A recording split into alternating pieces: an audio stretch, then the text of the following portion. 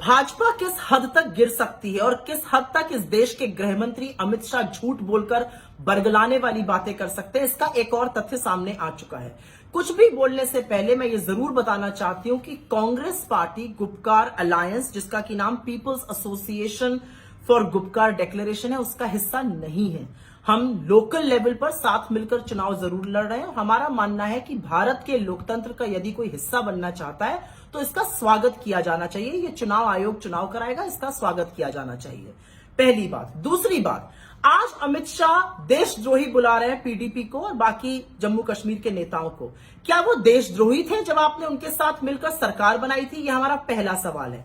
हमारा दूसरा सवाल है, आप भारत की अस्मिता क्या बचाइएगा? आप तो अंग्रेजों के पिट्ठू थे और आपकी आरएसएस ने आजादी के 52 साल बाद तक तिरंगा झंडा नहीं लहराया था, तो हमको तिरंगे पे पाठ मत पढ़ाइएगा, क्योंकि तिरंगे की अस्मिता के लिए हमने लहू का बलिदान किया है।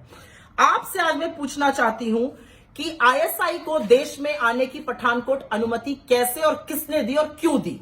आपसे मैं पूछना चाहती हूं कि मोदी जी लपके हुए पाकिस्तान बिरयानी और सेवई खाने क्यों गए?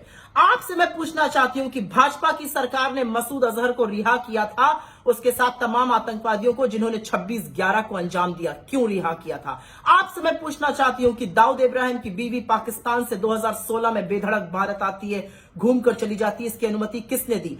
आपसे मैं पूछना चाहती हूं कि आप ही के महाराष्ट्र के एक मंत्री ने, जब आपकी वहां सरकार थी, फोन पर दाऊद इब्राहिम से बात करी, उसके खिलाफ जांच नहीं करी, सिर्फ पद से हटा दिया गया, ऐसा क्यों हुआ?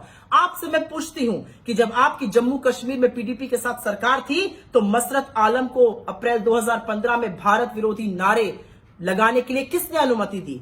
आपने आसिया अंद्राबी को जम्मू कश्मीर में चेहरा बनाया बेटी बचाओ आंदोलन का, और वो मसूद अजहर के साथ मिलकर देश के खिलाफ नारे लगाती हैं।